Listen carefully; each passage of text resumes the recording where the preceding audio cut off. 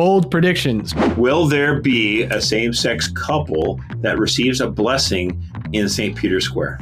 There will at least be a rogue priest who's like, come on down, guys. Like, it's just a 2-hour train ride from southern Germany. Photo op. And there just happens to be AP reporters with cameras there for some reason. Yeah. I don't know why. Pope Francis resigns or passes away in the next year. I'm going to go up another step on top of that one, though, okay? You ready for this? And the Cardinals will elect Erdo from Hungary as the next pope. Ooh. What? I'm phoning it in. I'm putting it on the line there. We have election 2024. Trump wins. I'm honestly so He'll win. happy to hear that. If he's tied, he'll win. If he's down 2 or 3 points, he'll win. I don't want to choose either. Or I could be real crazy and be like, it's going to be Gavin Newsom because Biden drops out and then Gavin wins. How about this for prediction? Say it.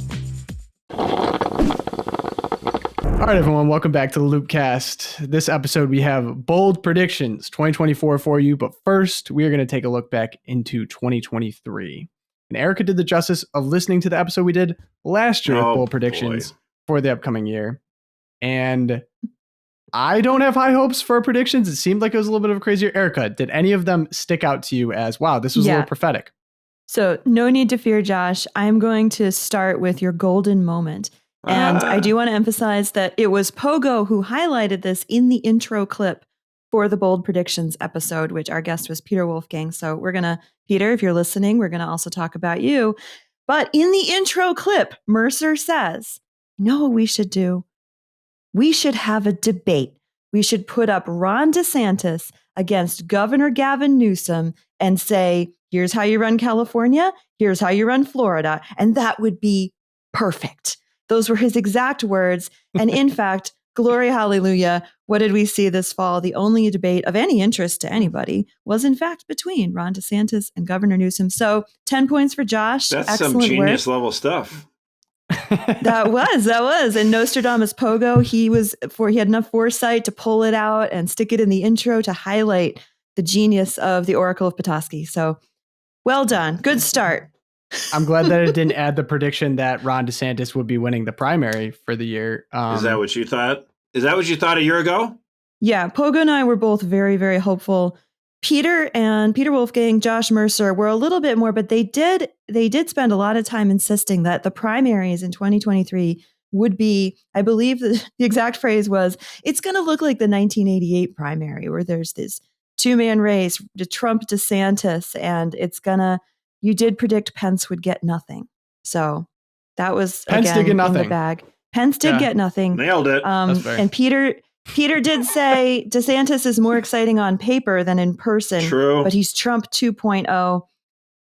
I'm not sure what happened to Ron.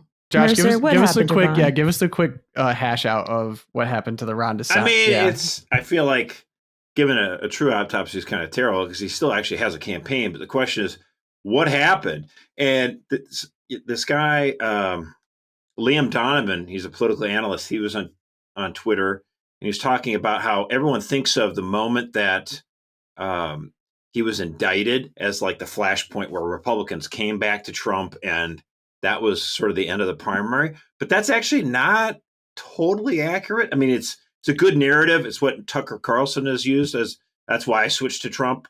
But I think it was at the end of the day, it was like when people said it's time to move on and we're going to go with Trump. But if you look at the polling for DeSantis, right after the midterms, there's like a period of last year of like about 2-3 months where DeSantis was flying high in the polls and Trump's Senate candidates all went flat, like Oz and whatnot. And DeSantis was cruising. I mean, he had just a massive reelection campaign. And so if you just take that little time there, DeSantis needed to jump on that. He should have he tried to catch lightning in a bottle. He should have announced earlier. Just said, forget it. Like, this is a new game. I'm running now, and ride that momentum and lock in, all the enthusiasm. At the end of the day, he waits, and Trump is able to kind of dust himself off and, bide his time a little bit, and then he runs. So if you take that like immediate midterm election polling as a snapshot for about 2 months, the polling, that's where the Trump and DeSantis get really close for a while. but like before that, it was Trump by a lot. And now it's Trump by a lot. So it's just that little window of time, and he didn't capitalize on it. Can we pause? Can we pause for a second? Did you just say that Trump suggested that Dr. Oz of TV fame would be a good Senate candidate that would win Pennsylvania? Oh, he did. I almost forgot about that. That was his call. And in fact, what's crazy is that he interceded in the Senate race, and then the person who got elected is now talking about how bad immigration is, and it's the Democrat. It's kind of that's the Twilight Zone from last week. I'm not saying and honestly, what I love most about Trump is probably I feel like he would take credit for that somehow. Like, why hasn't he already? That's my first prediction. He will take credit for Fetterman. That's my first prediction. For 2024. Like, I knew Dr. Oz would lose, and that and Fetterman would have a stroke, and then he would actually start criticizing. If it was McCormick, he would have won, and we wouldn't have had Fetterman. This was all my plan. Now, of course, Oh man, Bold prediction number one. Bold prediction one already came out in this episode. So I think my bold prediction, Erika, if I'm correct, is that Catholic education enrollment continues to rise as a direct reaction to the COVID woke school exposure, rediscovering love of classical education. Was I proven correct on that? You were proven correct on that one. We had multiple studies and surveys come out. One was from the Wall Street Journal. We covered it on the podcast, I believe, a couple of weeks ago, that in fact, enrollment at Catholic colleges and universities on the rise, continuing through fall of 2023. And multiple classical schools of K through 12 opening as well across the country. So Pogo, you in fact got an A+ on the Catholic education. It's not just because of COVID though; it's because multiple states have given the green light on vouchers, and so now you're getting Arkansas and all these other states are ramping up. So really pray. Right. My prediction number 2: Texas will pass school choice this year. It's crazy it hasn't already. Actually. They've really been wrestling with that down there. You think like Texas Lone Rangers, they're going to red state. It's tough. It's a tough call out there. Yeah. But Pogo, I do have to take us back to our election predictions just for a second. You did predict a year ago that Biden would step down and not run. Oh, hey, there's still time. And yet you have, as of this recording, you have a few hours left. There's still time. That makes bold prediction number 3. Biden will be the Biden will be the nominee in November. It's not that crazy. I mean, he's gonna get through the primaries. He's gonna get through the convention, and he's gonna be the nominee for the Democrats on Election Day, November 2024. Question: what will his strategy be this time? Is it going to be another running in the basement scenario? It already is. I mean, Obama and Barack Obama's crowd, like David Axelrod and even Obama himself, has been saying, "Oh, I'm not sure Joe Biden can win," and so they're trying to build that narrative up so that maybe they can get somebody else as the Democratic nominee that they'll have even, let's say, more control over. And I think that's going to fail. I think ultimately Biden says, I thought it was very smart, very politically wise that Joe Biden recently said, intimated that if Trump weren't running, then maybe I wouldn't. But because he is, I have to do it again, is out of a sense of duty. And he can say to the fellow Democrats, I'm the only Democrat who's beaten Donald Trump. I think ultimately that's winning. And he goes, I did better than y'all thought I would for the midterms for the Democrats. That's what Biden will say. And then Virginia and Ohio in 2023, right? He did better than expected again. So he's like, I'm your guy. I'm your best bet against this guy. And Mercer. Shane Gillis, the stand-up comic, said the reason why Biden does well at the debates is because Donald Trump's magic skill as a debater is to totally get under your skin, and you lose it, and then he just laughs and he picks you apart. But Joe Biden, there's nothing going on between the years, so as soon as Trump gets done, Biden just goes and starts muttering. So Trump needs to realize that it's a different game. Like if he's going up against Joe Biden again, you got to just figure you can't get under this guy's skin because there's nothing between the years. But I do want to point out again, Mercer gets major accolades here because in last year's bold prediction episode, Mercer said, if Trump is the nominee, Biden will stay to beat him. So who is this guy? Biden either listens to LOOPcast. This is going to be a tough episode to get through to just admit that Josh is right about pretty much everything is already It's getting hard. old. It's tough. I'm like 9 minutes into the understand. episode and this is going to be tough. This is your penance for the year. Although gosh, Erika is like, we put this just keep together going. and now I just need to keep Yeah. going. Mercer, you had a prediction last year about the American church. Do you remember it? I do not. You know what? I play the game hard. I roll. Sometimes I don't remember what I do though. So I'm a fountain of wisdom. The oracle just, the truths come out. This is cute that you're pretending that you don't remember this, but you probably do, but you just want me to hear me say it. It was that the church in America gets marginally better and Rome gets worse. That's an easy prediction. Let me make that prediction for next year. Shocker. No, I mean, let's just keep doing that. The Archbishop of the Military Services, Broglio, becomes the head of the USCCB. He is outstanding. So that's awesome. I mean, the church in the United States does get better. We still have the Saturday, Monday, Holy Day obligation, get out of jail free card rule. That's kind of my pet peeve project to get rid of, but whatever. All in all, things are getting better. Yeah. And Rome, let's bless same-sex couples. So obviously getting worse every day. So yeah. Yeah, you were right there. Nailed it. Yeah. There was one church prediction that, again, we are hours away from Mercer actually getting this one wrong. You said a year ago, Pope Francis by the end of the year will either have resigned or gone to the house of the Father, which were your exact words. And yeah, we have hours left. So it's still possible. The Oracle of Petoskey is not completely exempt from aspirational predictions. That is true. Take that as you wish. Oh, yeah. Yeah, we're going to keep rolling on that one. Yeah, let's keep going. Resigned, maybe. I feel like resigned unlikely at this point. Hey, I don't want to sound like I'm praying for, come on. Yeah, it could be resigned. A little classy. I'd be a little classier. Could be resigned. But before we get into the next prediction, we have a quick note from Catholic Vote. So the LOOPcast, as you guys know, is made possible by generous supporters of Catholic Vote. Thank you to an especially generous couple. Every donation you make through the end of the year will be doubled. So you can go to loopcast.org today to see how you can double your impact today. That will directly support us here at the LOOPcast to continue, Josh making these groundbreaking predictions that come true in the future years. So yeah, definitely consider that, guys.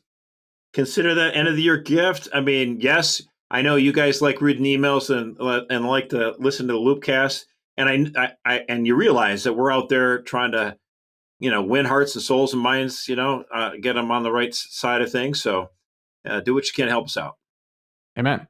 So we go into culture now. We have another Mercer prediction is that Disney will not back away from where they've been headed. And this was filmed right after the CEO was fired. So if you remember, I believe it's Bob Chapek was fired as the CEO of Disney, replaced by the old CEO of Disney, Bob Iger. And we did that show right before that happened. And then Josh also said Daily Wire will have a breakthrough moment behind children's programming. Before we go to Mercer, Erika, what would you evaluate him on that prediction?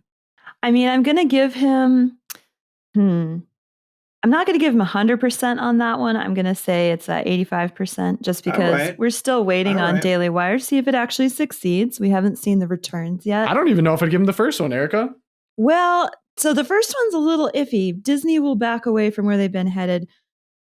We kind of knew it was coming. We were in the middle of the firing. We were in the middle of the rehiring of Bob Iger.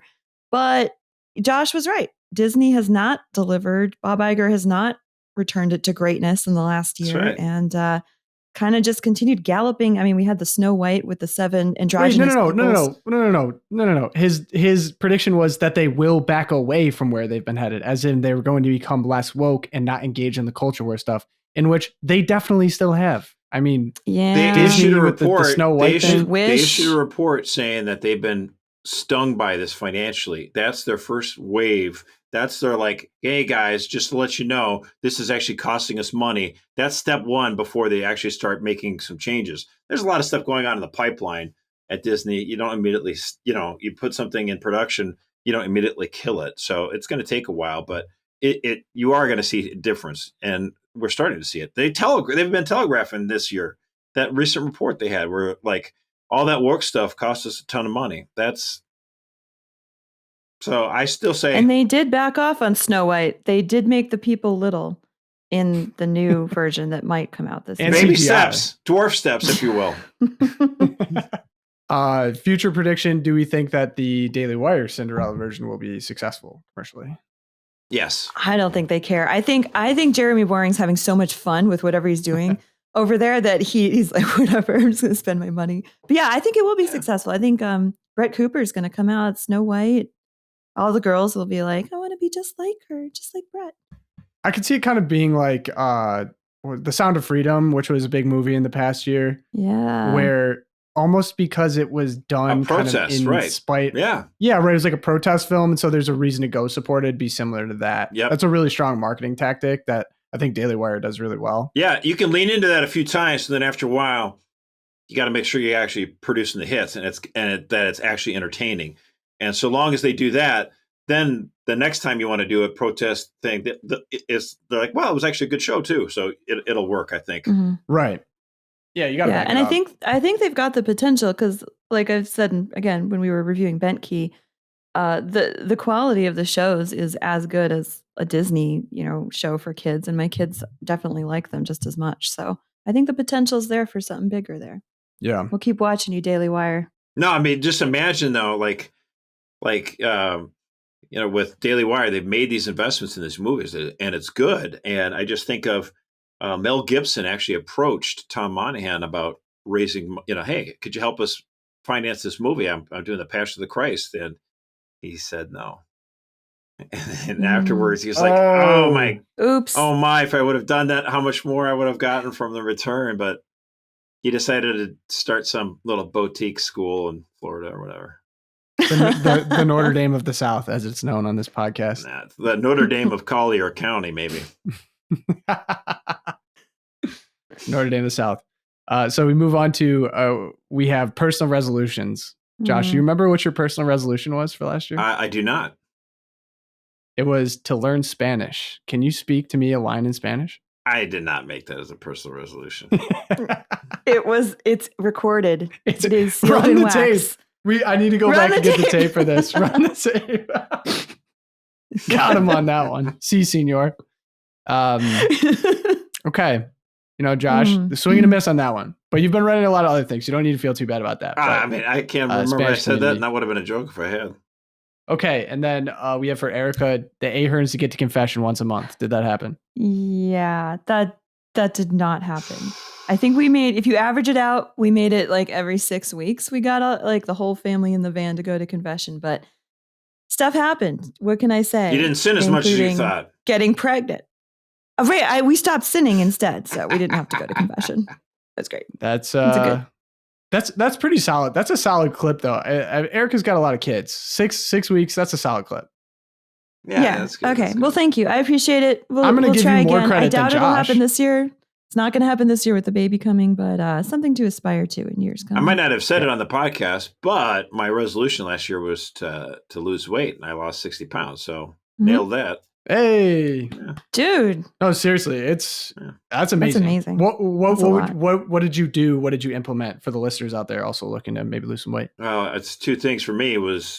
I guess it's three, but exercise was the last. Actually, it really wasn't exercise.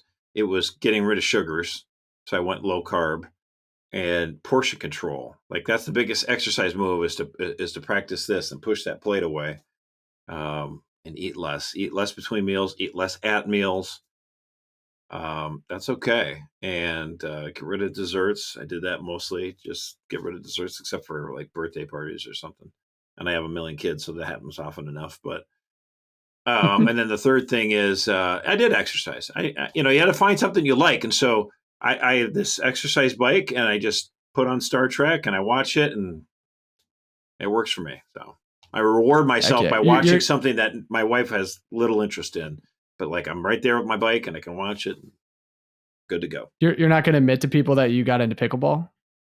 I would love to play pickleball. Where am I going to go? Like there's 10 inches of snow on the courts for most right of now where he lives, so it's hard to play pickleball. Yeah, pickleball Pogo though. Pogo, you had a personal resolution to become a morning guy. Yeah, I don't want to talk about it. I made a major miscalculation after having my son. I think I made that like right after having a kid. Genius. And he was like 5 months old. Yeah. It turns out that, sleep didn't really improve for any of us. Wow. And I wasn't a morning person to begin with. So there were some mornings I got up successfully, and there's some where less successful. So I'd say in a whole, probably no. But I have like wrestled with this often. I talked to a priest this year. I was like, yeah, like I just got super motivated at one point. I'm like, yeah, I'm gonna win the morning. I'm gonna be a morning guy. And he's like, hey, it's okay. Like God made you the way he made you. And I was like, dang, I hate when I'm told that usually, but it's probably some truth to it. So I'm trying to work with my body. But then my other resolution was if I picked up chess, and I talked about how I was playing people from India online on chess.com. I'm happy to report I just beat someone from India this morning. So I'm still very much on the chess grind. Good for the mind. Right under the wire. You met everyone can get the smoke. I mean, the kid was 6 years old, but you still beat him. Look, I don't know. It's all online. So, could have been I beat people from Cambodia, China, America. It doesn't matter. The UN can show up. I'll play them in chess. So I still play chess. And that was a success. I was happy with my chess abilities. So on a scorecard, we kept a scorecard because, we're a very competitive bunch. So for 2023 predictions, I was at 30%, which is definitely a failing grade. Erika at 20%. Ooh. And then just because I showed up. Mercer with a B. You got an 85%. Good job. So this is going to be out there to go back and look at the tape for future years of the Loopcast Bowl predictions, and we'll see if we can improve upon it. It's going to be hard for Mercer. That was a pretty good year. Political department too says I even got Ohio right. I wish I was wrong on that one, but I predicted that one correctly too. Sorry. Yeah, you're a man of principle. I remember we got together for the 2020 election. Yeah, it was the 2020 election in Notre Dame, and everyone was all fired up on Trump. And you're like, he's not going to win. And everyone hated you for a couple hours, and then we were all just sad. We all just kind of sad. That's a good story. Well, and I was actually, but it's not like I'm a pessimist, because in 2016, I said to Brian, I think he's got a shot, and we should put. And so we had to make a decision on what to do. And we decided to put the limited resources we had, because that was, 7 years ago, put it all on Pennsylvania. I think so. Josh has been right about predictions for a long time. And I actually think the reason we made this podcast is we were so tired about him saying things like this and it not being recorded. So we're like, we just need to make a podcast so that Josh can get all these out of his system and then he can go back to work. So that secret, that's how the podcast was formed. So happy to have Josh. That's probably true. Yeah. I make a few clunkers too, but we don't remember those. We didn't read those out loud. Yeah. No. So we have a word of the year. Word of the year in our year of our Lord 2023 was authentic. Quote, a high volume lookup most years, authentic saw a substantial increase in 2023, driven by stories and conversations about AI, celebrity culture, identity, and social media. Which to me was interesting because authentic is often, it's a word used in a lot of Catholic theology as well, right? Like an authentic interpretation of doctrine, an authentic Christian life, authenticity. And then it shows up in the context of celebrity culture, AI, your identity, be your authentic self, and social media. So it was an interesting that the rest of the culture is kind of, everybody's looking for authenticity. People want the truth. It's kind of nice that it wasn't something like chuggy. Usually it's something dumb, like, oh, word of the year, chuggy. Or I think last year was gaslighting, but authentic's a word that goes way back. That's not just like a fun buzzword for the year. So going back to some tops, we have the top clicks in the Loop this year, the Loop, our morning newsletter. Kind of crazy if you're listening to this and don't know about it, but if you don't, go subscribe. It's incredible. Josh is the editor. So we have the outreach expose. Strickland calls for prayers after he was removed. And then Pope calls for demasculization of the church. Erika, what do these top stories, top clicks tell you about what people are interested in? Yeah, and it went on and on. It told us clearly that our loopers love their church news. They want to hear about church politics. They want to have an authentic understanding of what is going on with Holy Mother Church. And I think too, just the sensitivity to hypocrisy, right? We saw the outreach expose there, written by one of our, he wants to be anonymous. Never mind. We had our outreach expose that came out in May ahead of Pride Month. And we consistently put it in the loop at least once a month. It's one of the graphics that we'll put in there.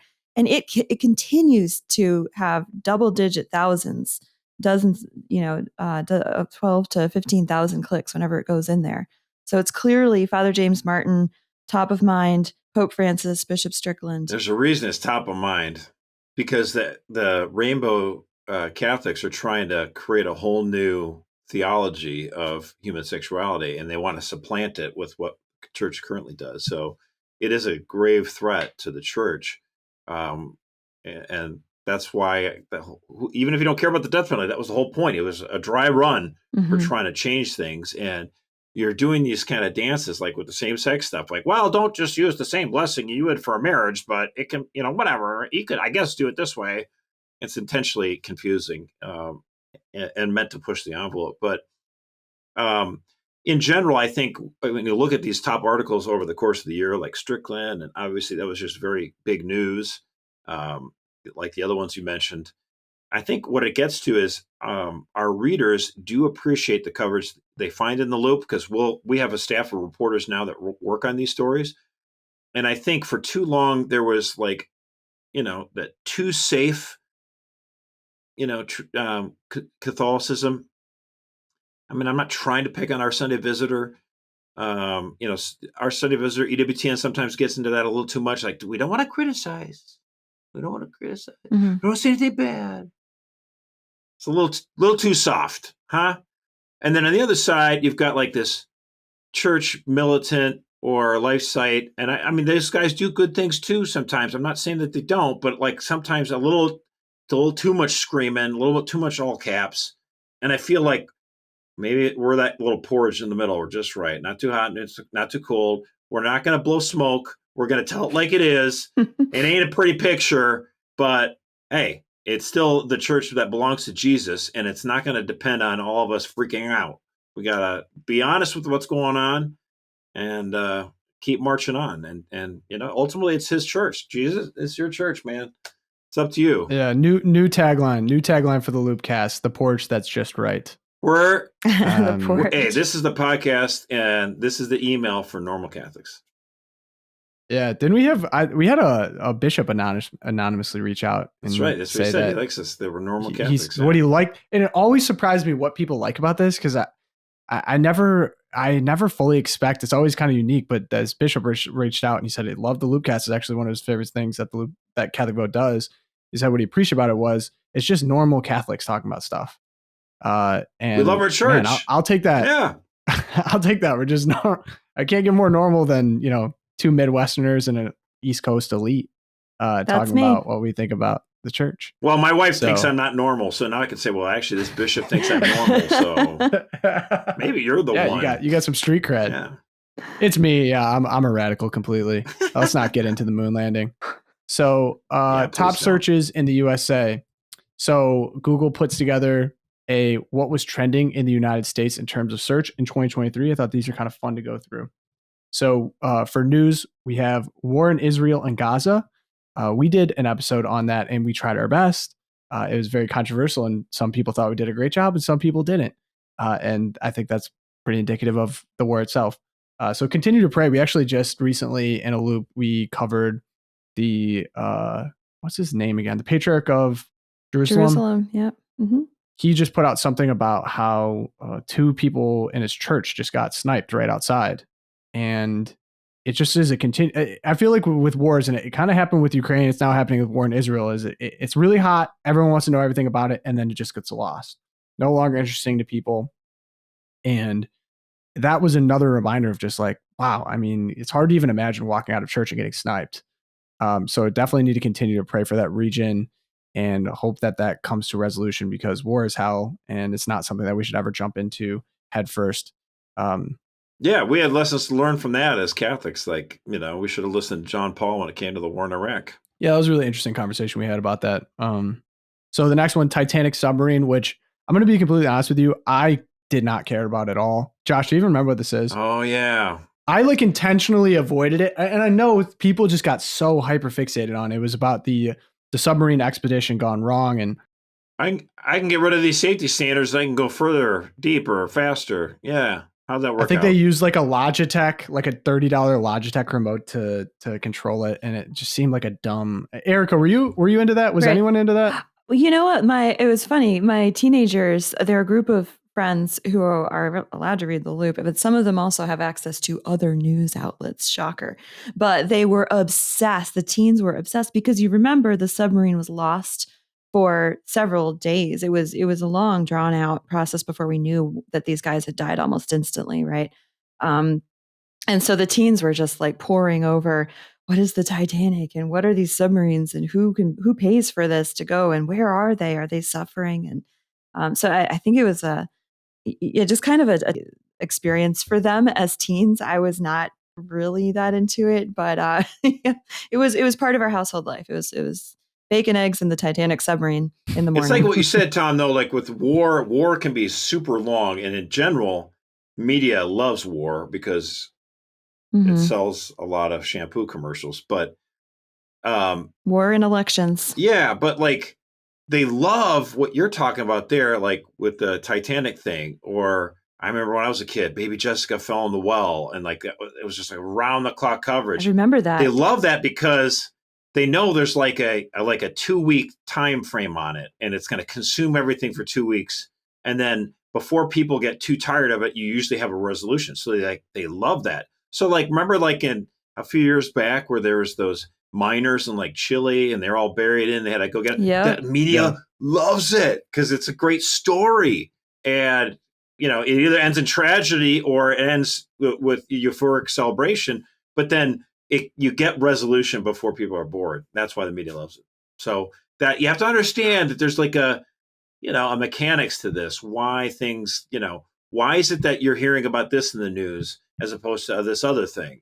And it's because they understand about human nature. This is what's going to motivate eyeballs. This is going to draw in the viewers. So, yeah. And then 3 hurricanes: Hurricane Hillary, Hurricane Idalia, and Hurricane Lee. All the hurricanes right up there with the war in Israel. Yeah. And then for people, we had Damar Hamlin. Do you remember the Damar Hamlin thing? That was so bizarre. I've never seen a game stopped like that, especially in the NFL. Yeah. That was crazy. He just dropped like a stone. What was the resolution on that? Does anyone know? Resolution, of course, is like hotly debated as to what stopped his heart. I think it was like he got hit in the chest and he got hit him so hard it stopped his heart is I think the final thing that I saw about it. But then he came back and he played a few weeks later, right? And he's fine, I guess. Yeah. He's still in the league. He's still in the league now, I think. I think he's still on Buffalo. So yeah, I'm glad that ended up okay. Jeremy Renner, if you remember what happened to Jeremy Renner, he was in like a snowmobile. Didn't he? Terrible accident. Yeah. It was a motorcycle. I have to look this up now. I looked it up on Friday and it's gone. There's a real people thought he was going to die. Snowplow, crushed by a snowplow, large snowcat vehicle. Yeah, that was crazy. So yeah, these tragedies that happen to our celebrities definitely get the clicks and people are invested in them. So either a tragedy or some people, they date someone famous. Travis Kelce, number 3. Like Taylor Swift. Mr. Pfizer, Super Bowl champion, and most importantly, a boyfriend to Taylor Swift. I think is his most important accolade right now. Who's that? He's dating the person of the year. You have teenage daughters. You know Taylor Swift. They don't listen to her. I can tell you that much. They hate her. All my kids are like, they're so down. Pure. That's awesome. It's not that they're pure. In fact, they're good kids, but they're like, she's terrible. I think they're just contrarians, like their dad. They just don't like him because everyone else does. Probably. I mean, Taylor Swift's got some bops. I'm going to come out and say it. She's got some bops, but I had my uncle. You have to understand, Tom, from my perspective, I remember when she debuted on country music. And then I'm like, and then all of a sudden she's out my radio and I don't hear it anymore. I'm like, oh, well, whatever, And all of a sudden, like, my sister was bringing her daughter to a concert. I'm like, really? Is she still around? That's how. I don't care about pop culture, obviously. I had to read the lyrics to Teardrops on My Guitar in poetry form in front of an audience of people and try not to laugh. And it was Whoa. it was one of those like This life is a changing hostage video. What is like, this? What? Yeah, basically. I don't think it's recorded, but it really helped my public speaking ability because nothing could get worse than the shame of doing that. So not a huge fan of Travis Kelce, but do your thing, dude. And then number 4, Tucker Carlson. Big year for Tucker Carlson. Big year for huge year for him. I mean, him getting fired. I remember that whole controversy, and then coming back triumphantly on X, and now starting his own network. I mean, this has been the year of Tucker Carlson, arguably. Well, we'll see. I mean, I don't care for Fox News because they let him go. They pushed him out. I really don't watch Fox News as much, because of that. And I'm looking forward to it. I thought he had a unique voice. I don't agree with everything he says, but I like a lot of what he says. And, I'm looking forward. I'm going to sign up for the network, his new network. So yeah, the most interesting conversations and insight into the Republican primary came from Tucker, I would say, because of his long form interviews with these guys. And he did what no other media outlet, news network could do, because he just sat down with them in his house in Maine with the water flowing at the back window. It's great. Yeah. You're like, oh, they actually have ideas. We said it would be great if he was the moderator of the GOP primary debates, and no one took us up on that killer idea, obviously.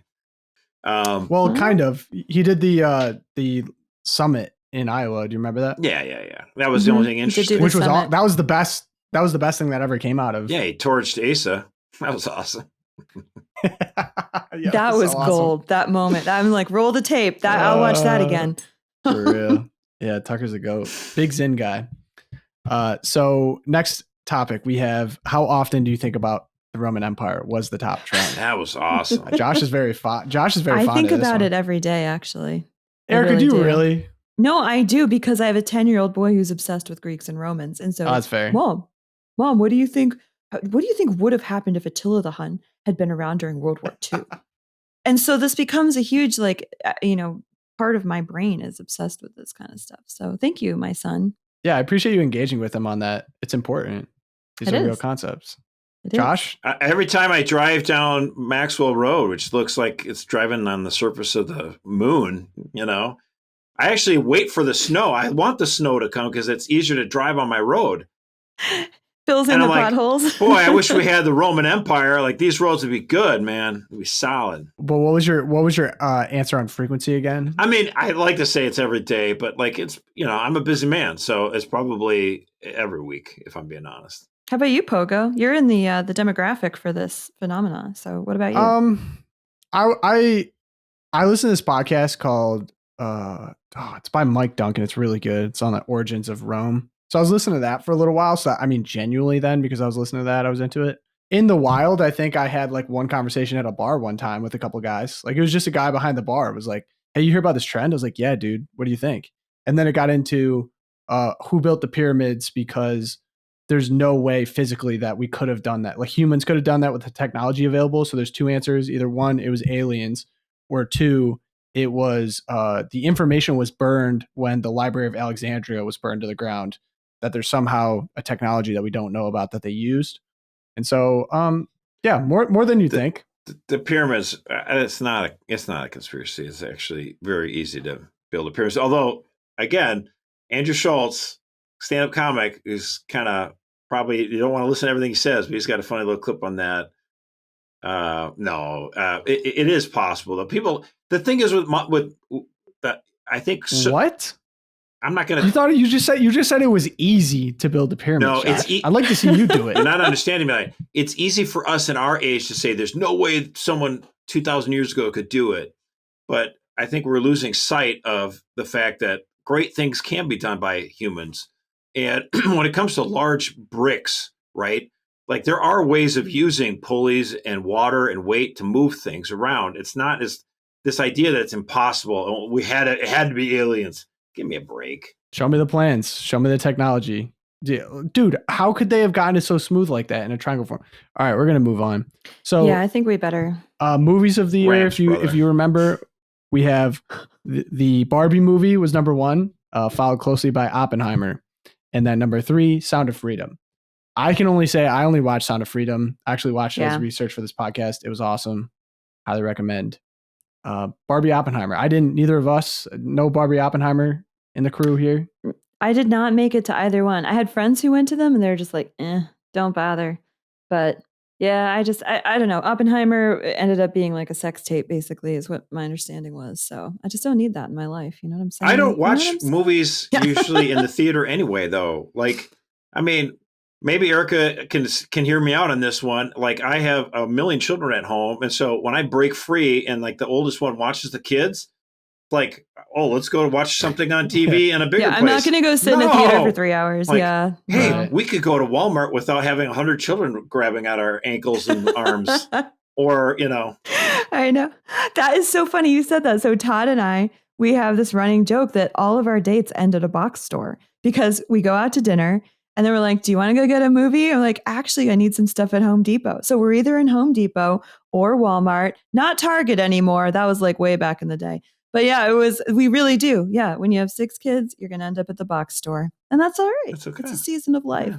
You brought up another big 2023 moment, which was the Target boycott, the Bud Light boycott. Oh, yeah. That was hot. What a hot in year. 2023. Phew. Not that I was drinking Bud Light before, which I think we actually got in trouble, and you specifically got in trouble on the Bud Light episode because I believe you referred to Bud Light in a derogatory term, and some Bud Light heads were pretty angry about that.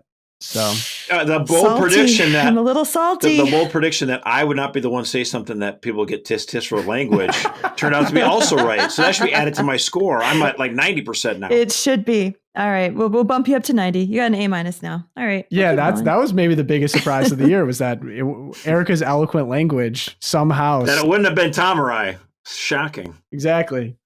Yeah. Maybe you do need to go to confession every month, Erica. Yeah. Well, yeah. No, I need to. I'm not disputing that at all. So 2024 predictions. We're in the final stretch here. Looking forward, let's look ahead into the year of possibilities here. We have election 2024. Now, I'm going to let Josh go first because, in deference, like in golf, when you get the best score, you get to go first. So, Josh, 2024. Who will be the next president? Trump wins. Yes. He'll win. I'm honestly so happy to hear that. He'll win Michigan. I think he'll win Georgia, Arizona. He'll win Michigan. I think the reason he wins Michigan will be because a lot of Arabs, Americans, and Muslims will be upset about the war. So that might tip Michigan, but that might be a tough one. That might be the reach. But he wins. I think he wins. All the signs are indicating it.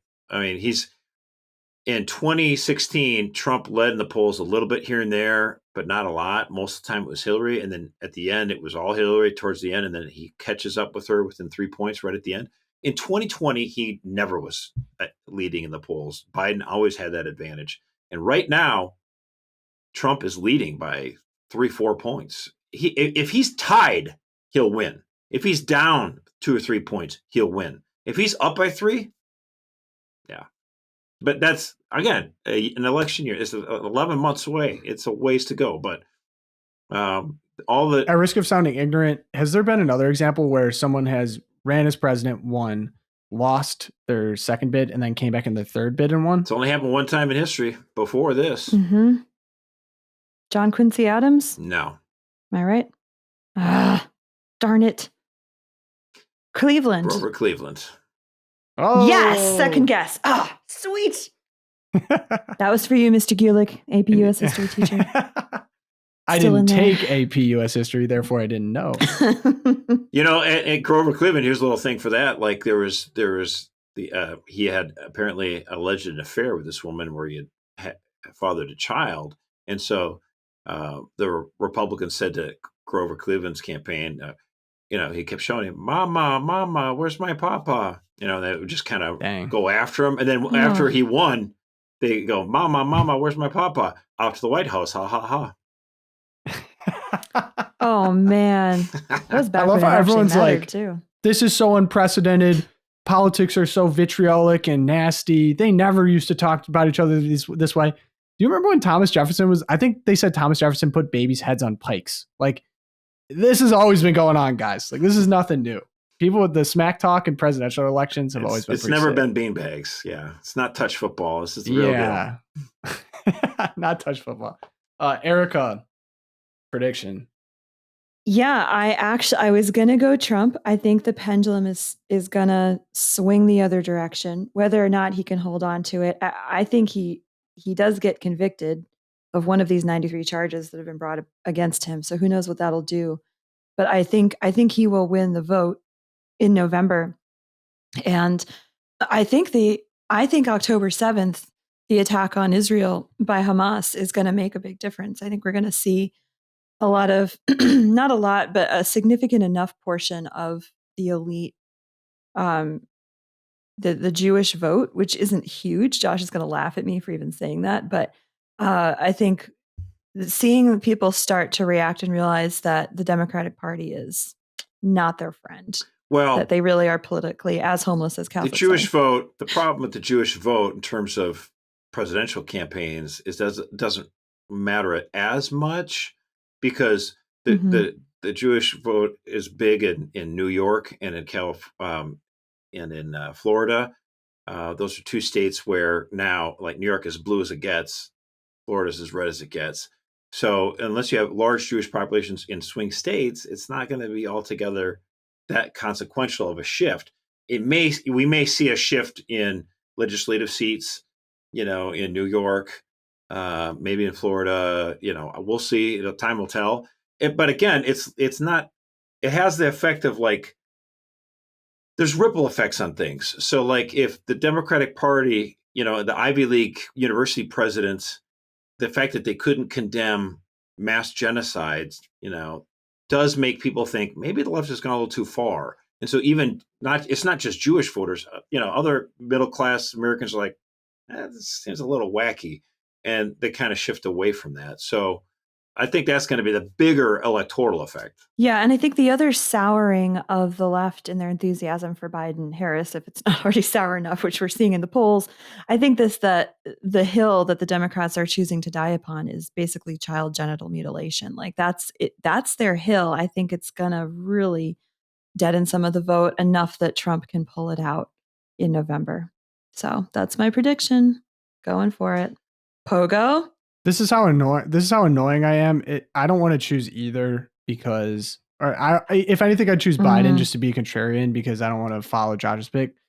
Or I could be real crazy and be like, it's going to be Gavin Newsom because Biden drops out and then Gavin wins, which I actually don't think is as crazy. Yeah, I think I'm just going to say that. I don't think that's as crazy as people think it is. I don't think it's crazy. I think it's wrong, but it's not crazy. I think a more realistic option is, I've said I think Biden's the nominee in November. If he's not the nominee in November, it's because he died or resigned for health reasons and Harris becomes president of the United States, and it's not Gavin Newsom. That would be the bold prediction, I would say, over Gavin. And Gavin gets mad because, and then she would lose much. She would lose. Time. Right. I think Harris would lose to Trump. I don't think it would be even close. Well, it'd be close in the sense that all presidential elections are close, but she doesn't have a chance. Right. But, you know what I mean. I do. I'm just letting the listeners know. So church trends, Josh, you nailed the church trends last year. You can't be this general. You can't say that America gets better, Rome gets worse. We need a more specific one. What's your church trend prediction 2024?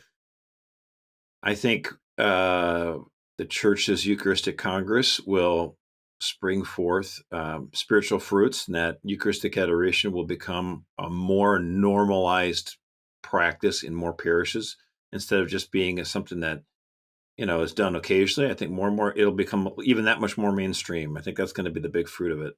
Beautiful. It's a good one, Erika.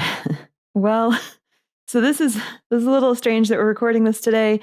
So what I'd written down was a question.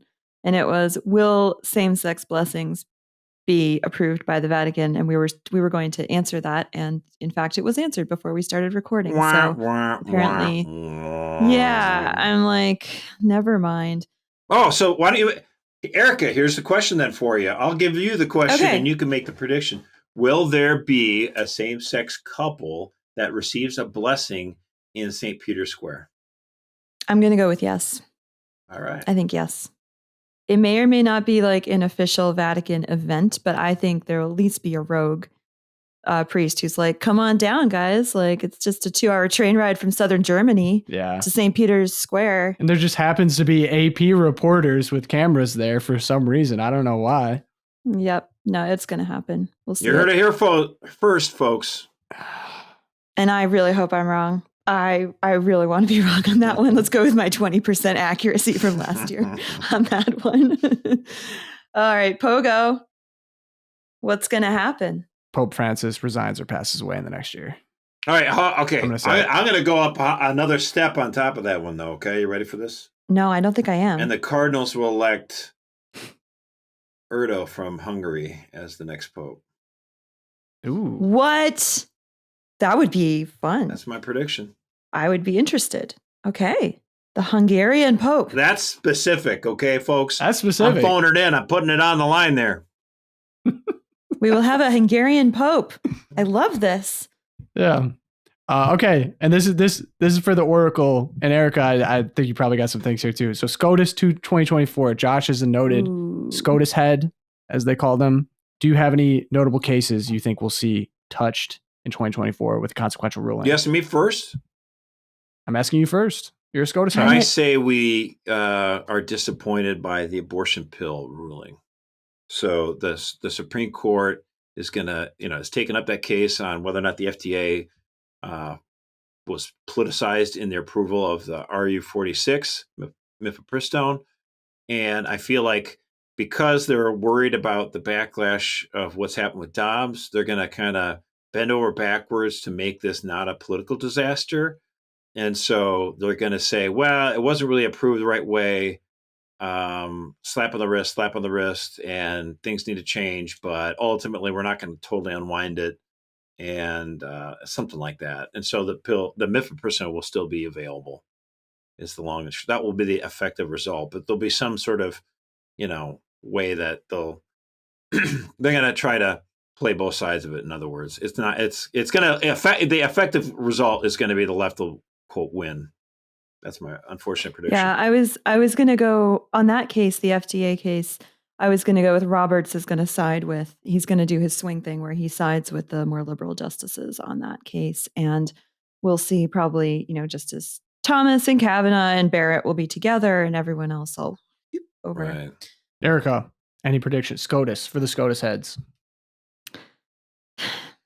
Yeah, I don't think we'll see another retirement. I think they're going to dig in. That was one of the questions. Unless someone dies, like, oh, Lord, please don't let it happen. If Clarence Thomas pulls an Antonin Scalia, that would just be a total disaster. And, he kicks the bucket. But I don't think we'll see any retirements this year. I think they don't want to do any more shifting. They're trying to recover from the last couple of years. So someone had asked me to address that. And I'm going to say no retirements. The only way it would change the seats on the court would be if we had an untimely death, which I can think of some that would be more preferable than others. But again, I am not in charge. God is in charge of that. Thank the Lord. Word. So no aspirational predictions of death. So this one's fun because it's coming up soon. Super Bowl. Mercer, who was a Super Bowl champion in 2024. Major kudos if you get this right. That's a good question. Should we give him multiple choice? Give him a multiple choice. I gave him one. Well, because you could. I think the Ravens are looking pretty good. Right. Who are the Ravens going to see in the Super Bowl? I don't know. Ravens over the Cowboys. Oh, I don't know about that, Chief. Erika, I'll give you some choices if you put them in here. No, wait. Actually, I'll do the 49ers. They are pretty darn good. Walking it back. I see the Ravens are still going to win it. Oh, really flip-flopping. Flip-flop. No spine there in your Cowboys prediction, but okay. Do you. Erika, any thoughts on the Super Bowl? I'm gonna go with the Chiefs. I think they're gonna pull it out, surprise. And the only reason I'm saying that, and this is they'll such lose a in week 1. Email thing to do. They'll lose in week 1.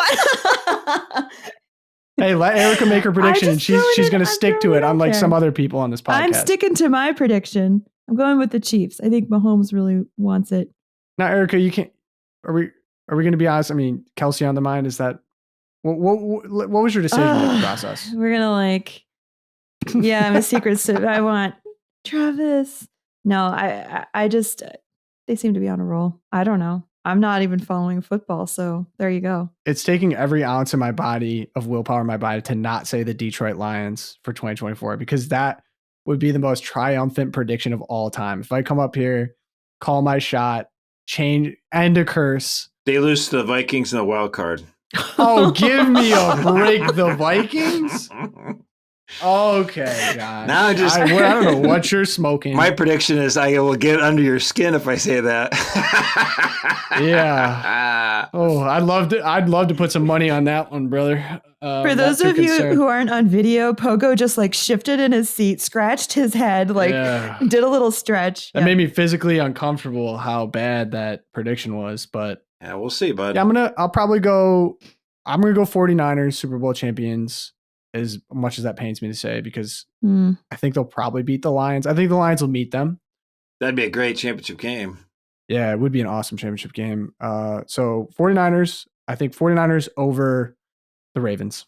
So Josh, other than not learning Spanish, what's your resolution for this upcoming year? What's my resolution for this year? I don't know. Maybe I'll just do more podcasting, Instead of once a week, maybe we'll ramp this up. The Mercer Show. Oh, I thought you. Woo! I thought that was the conversation. No, I thought you were about to announce you're starting another podcast instead of saying more podcasting on this one. And I was like, wow, what a soft launch on the podcast. I'm leaving you two behind. The daily Roman Empire updates, Okay, more podcasting. I can get behind that. I think there's some plans in the works. Erika, what is your resolution for the year?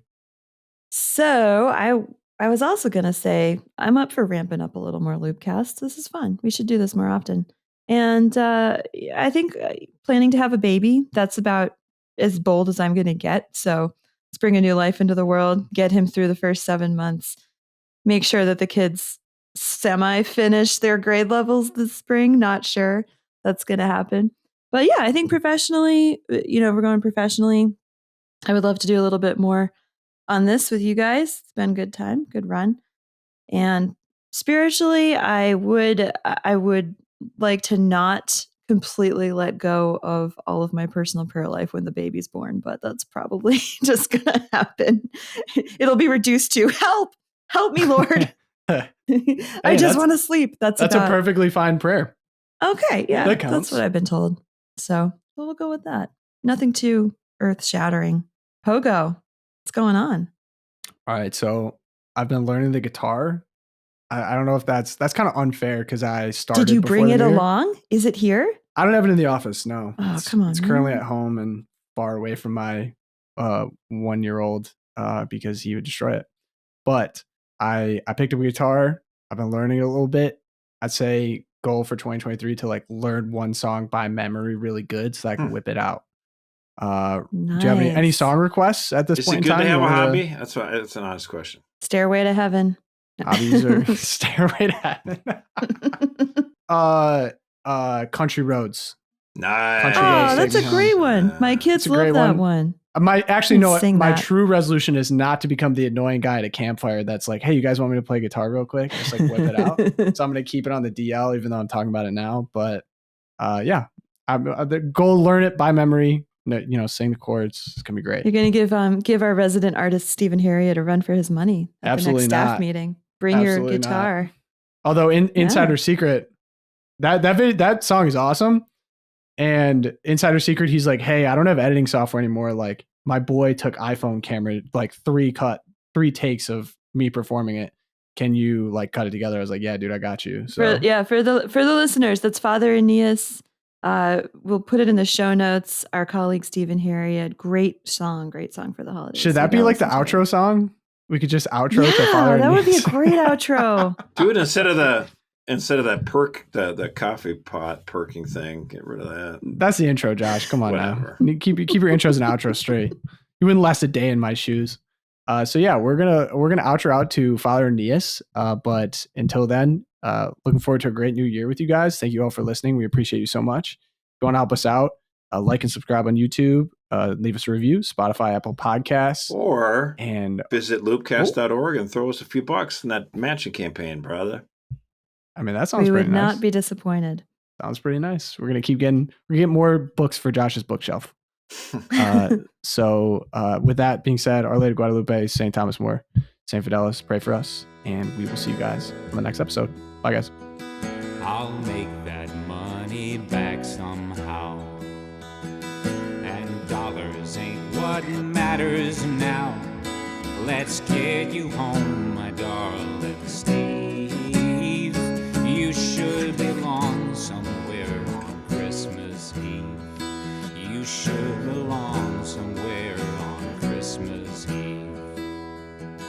You didn't know who else to call.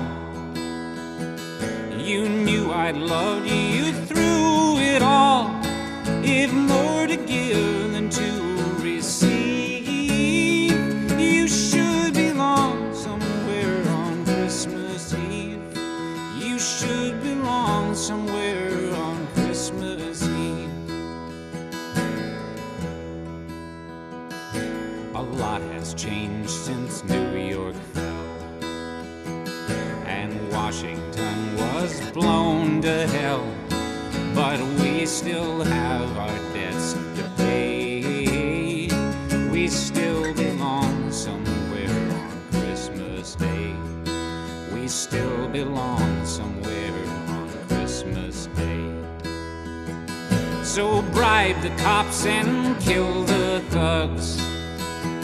Say yes to Christ and no to drugs.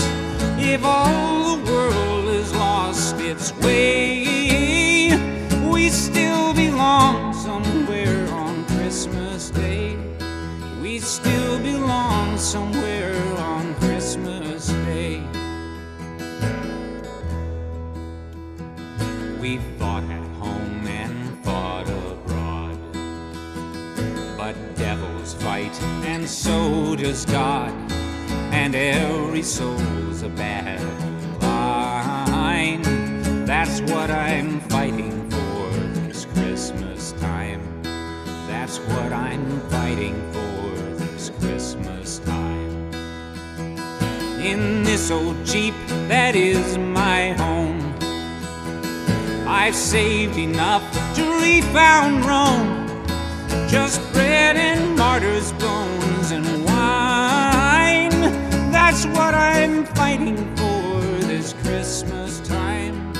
That's what I'm fighting for this Christmas time.